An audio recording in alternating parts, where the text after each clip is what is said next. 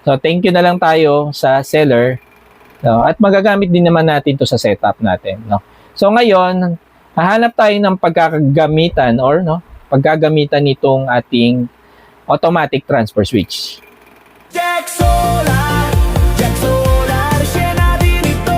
Anong natutunan mo? Share natin to, no? So meron tayo ngayong hawak na isang uri ng automatic transfer switch, no? Mukha siyang circuit breaker pero hindi siya circuit breaker, guys, no? So ang brand name niya ay Santry at ang model name niya is SQ80-63. So ito hindi ko binili, guys. Ito ay freebie lang ng isang nating suking tindahan na bilihan natin ng solar, which is ang pangalan ng shop nila ay Solar Bright. So meron silang shop sa Lazada, meron din sila sa Shopee. So ngayon, dahil ito ay libre naman, no? So thank you na lang tayo sa seller, no? At magagamit din naman natin to sa setup natin, no? So ngayon, hahanap tayo ng pagkakagamitan or no, paggagamitan nitong ating automatic transfer switch.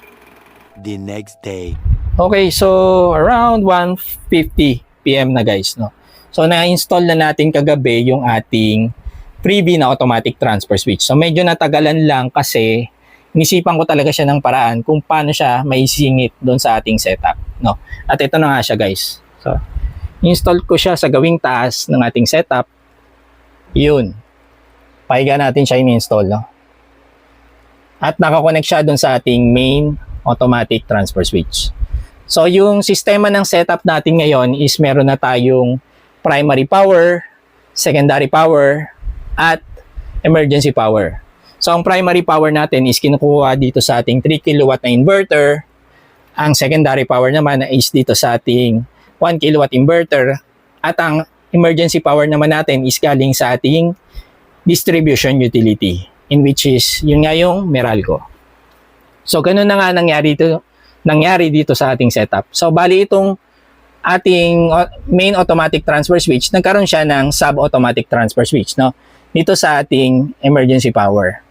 So ang connection natin dyan is yung normal power galing yan dito sa ating 3 kW inverter, no? Samantalang itong emergency power naman, no, instead na i-direct ko dyan yung ating SUMDOM na 1 kW or yung ating distribution utility, no, dahil nga dalawa sila, no, ang nangyari dyan is dumaan muna siya ng automatic transfer switch, no. Ito siya. So yung 1 dito is ito yung primary power nitong automatic transfer switch na to, in which ito yung ating SUMDOM 1 kW inverter. Yung secondary power niya naman is yung ating distribution utility na yan, guys, no. Bago yung sa load, no, kinonect ko yung load papunta dito sa ating emergency power. So ang nangyayaring sistema niyan, unahin niya munang i-consume yung power na galing sa ating 3 kW inverter, no? And then ang susunod niyang i-consume is yung ating power dito sa ating 1 kW inverter, no? Pag pareho na silang wala, tsaka pa lang siya mag-switch ng distribution utility, no? Okay, so pwede nating i-sample yan, no? No, ang gagawin lang naman natin, dahil available lahat ng power, no? Nakabukas to, nakabukas yan, and nakakonect naman tayo sa distribution utility, no? Kaya itong red, ito yung ating distribution utility. So may ilaw siya, ibig sabihin meron siyang power, no? Pero ngayon, ang nagpo-provide ng emergency power dito sa ating main automatic transfer switch is yung green, no? Yung green is yung 1. Ito yon, yung 1 kW inverter natin. So check natin, ha. Ang gagawin natin is i-test din syempre natin tong ating setup, no? So ang gagawin natin ngayon is papatayin natin yung ating primary power para ma-check natin. Okay, patayin natin yung primary power. Papatayin natin, ha, para makita nyo kung ano nangyayari dito sa automatic transfer switch. Patayin natin tong 3 kW inverter. Ayan, nag-switch siya. So pag nag-switch siya ngayon, no, nandito siya sa emergency power. So pag sinundan niyo yung emergency power, kung saan galing yung power niya dito, sa automatic transfer switch is galing dito sa number 1, yung green. No? In which is, ito na siya. Ito na yung nagpo-provide ng power natin sa ating AC load, 1 kilowatt inverter. Ngayon, halimbawa, patayin ko rin to. Ayan, patayin na tong 3 kilowatt inverter. Ito na lang ang bukas at yung distribution utility. So, papatayin ko naman itong ating, para makita nyo, no? Papatayin naman natin itong ating 1 kilowatt inverter. So, let's see kung ano mangyayari. Patayin natin. Yun, nag-switch.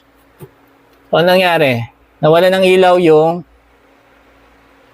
primary power dito, no? Kasi off na nga yung ating 1 kilowatt inverter. So, nagpo-provide ng power na dito sa ating setup is yung ating number 2, distribution utility na, no? So, hindi na nag-switch dito kasi nasa emergency na talaga siya, di ba?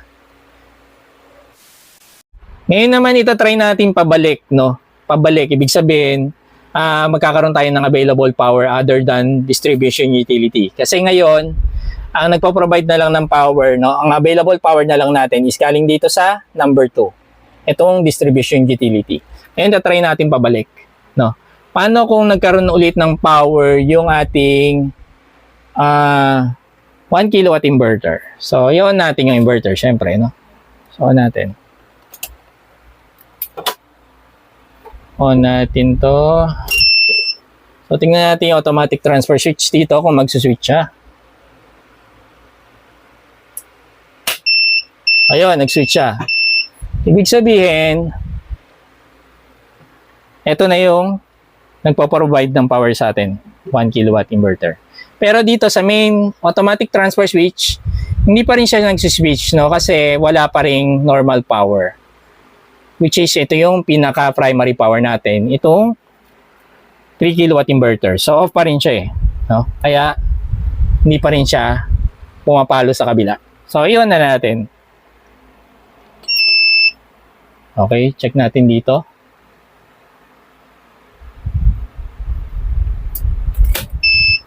Ayun. Yan, balik tayo sa ating normal power. So far, gumagana naman ng smoothly itong ating bagong setup sa ating automatic transfer switch. At ang pinaka-importante sa lahat, libre natin siyang nakuha.